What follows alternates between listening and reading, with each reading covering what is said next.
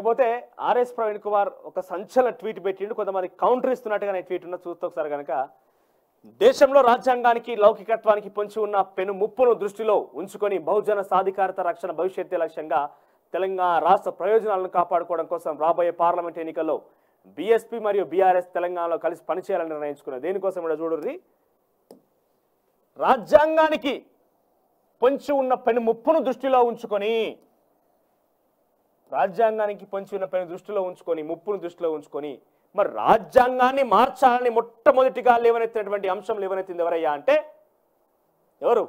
కేసీఆర్. రాజ్యాంగాన్ని మార్చాలని మొట్టమొదటిగా ఈ అంశాన్ని లేవనెత్తిన వ్యక్తి కేసీఆర్.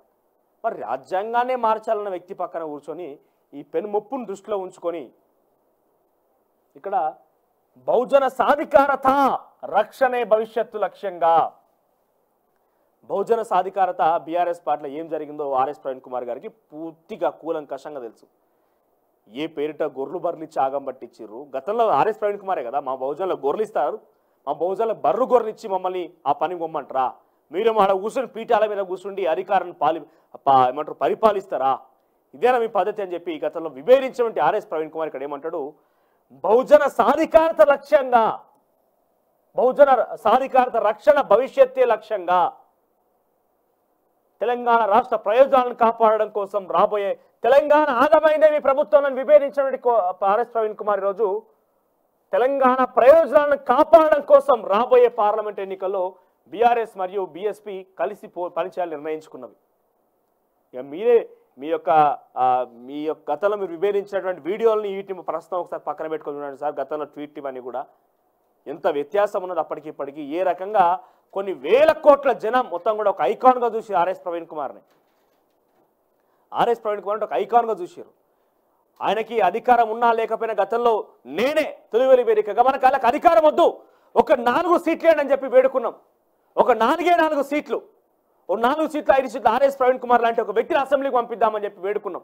సరే ప్రజలు అక్కడ రాజకీయ సమీకరణాలు లేకుంటే ఇంకేదో పక్కన పెట్టారు. కానీ మీకు ఎమ్మెల్యే పదవి ఉన్నా లేకపోయినా, ఎంపీగా ఉన్నా ఎమ్మెల్సీగా ఉన్నా, ఏ అధికారం ఉన్నా లేకపోయినా మీరు ఒక ఐకాన్గా నిలబడ్డారు. ప్రజలు మిమ్మల్ని కాపాడుకుంటూ వచ్చారు.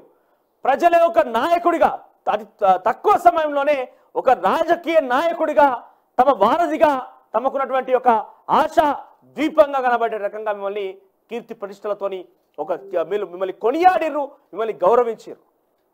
ఇప్పుడు ఏమైపోయింది ఆఖరికి వస్తే ఫక్తు రాజకీయ పార్టీ చేసినటువంటి కార్యక్రమమే బీఎస్పీ పార్టీ చేసింది. మీకు ధర్నాలు లేకపోతే ఈ దీక్షలు ఇవేమి కూడా బీఎస్పీ పాలసీలో ఉండవని చెప్పి గతంలో మీ పార్టీకి సంబంధించి అనేక మంది చెప్పారు, మీరు కూడా చెప్పారు. ఈ రాజకీయాల అస్తిత్వం కోసం కాపాడుకున్నటువంటి చర్య ఎప్పుడు ముమ్మాటికి బీఎస్పీ చేయబోదు, బహుజనుల పార్టీ అని చెప్పి అన్నారు. మరి రోజు బహుజనుల పార్టీ కాస్త పోయి బహుజనుల మా పార్టీ కాస్త పోయి ఇంకో ఫక్తు రాజకీయ పార్టీ అనేటువంటి దొరగా మీరు సంబంధించినటువంటి ఒక దొరల పార్టీకి పోయిందని అంటే ఏ రకంగా మీరు విశ్లేషిస్తారు, ఏ రకంగా మీరు దాన్ని కప్పిపుచ్చుకుంటారు, మీరు నిర్ధారించుకుంటారు, మీరు నిర్దేశించుకుంటారు, ఎట్లా మీరు దాన్ని ఏమంటారు గుండెల మీద పెట్టుకుంటారు ఆ పార్టీని. ఇకపోతే మరియు బీఆర్ఎస్ తెలంగాణలో కలిసి పనిచేయాలని నిర్ణయించుకున్నవి. ఈ చారిత్రాత్మక కూటమికి అనుమతించిన ఉక్కు మహిళ మమతా బెనర్జీ ఉక్కు మహిళ బెహన్జీ మాయావతి తెలంగాణ మాజీ ముఖ్యమంత్రి శ్రీ కేసీఆర్ గారులకు ఆశీర్వదించిన హృదయపూర్వక ధన్యవాదాలు. ఇక రాజకీయ పార్టీలు తమ సిద్ధాంతాలు బలాలు బలహీనతలను దృష్టిలో ఉంచుకొని రాజకీయ పరిస్థితులకు అనుగుణంగా విజయం కోసం తమ వ్యూహాలను మార్చుకోవడం సర్వసాధారణం. ఇప్పుడు అధికారంలో ఉన్న పార్టీలు, ప్రతిపక్షంలో ఉన్న పార్టీలు తమ ప్రస్థానంలో ఎక్కడో ఒక చోట పొత్తులతో ఎదిగినవే. దురదృష్టవశాత్తు కొందరికి ఇవి కనిపించడం లేదు. అప్పుడెప్పుడు మాట్లాడని వీళ్ళు కేవలం బీఆర్ఎస్ బీఎస్పీ కూటమిని నిందించడం హాస్యాస్పదం. ఒకసారి నా ఫోన్ ఇవ్వ.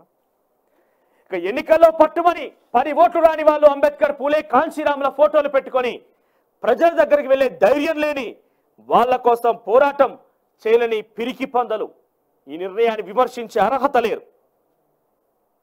మరి ఇంతటి స్థాయిలో విమర్శలు చేస్తున్నాడు, ఆ పిరికి పందలు అంటూ సంబోధిస్తున్నాడు. మరి ఎవరిని సంబోధిస్తున్నాడు, ఏం జరుగుతుంది అక్కడ? తర్వాత కాంశీరామ్, అంబేద్కర్, పూలే ఫోటోలో పట్టుకొని ప్రజల్లోకి పోయేటువంటి వాళ్ళకి ఇవేం పట్టవు అన్నట్టుగా మాట్లాడుతున్నాడు. ఇక చివరిగా ఈ నిర్ణయం సరైందో కాదో చరిత్రనే సమాధానం చెప్తుంది. నాతో పాటు చాలా రోజులు ప్రయాణించిన కొంతమంది తమ్ముళ్ళు వెంకటేష్ చౌహాన్, పిల్లుట్ల శ్రీను వ్యక్తిగత కారణాలతో పార్టీని వీడారు. మీకందరికీ ఒక సలహా, మీకు వ్యక్తిగతంగా లాభం జరుగుతుంది అనుకుంటే నన్ను పర్సనల్గా విమర్శించండి, నో ప్రాబ్లం. తల్లి లాంటి మన పార్టీని కాదు, దాని వెనుక ఎంతో మంది మహనీయుల త్యాగం ఉంది.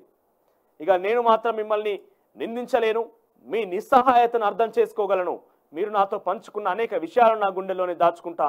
కానీ మిమ్మల్ని, మన సమాజాన్ని ఈ స్థితికి తీసుకొచ్చిన శక్తులపై నేను నిరంతరం మొండిగా పోరాడుతూనే ఉంటా.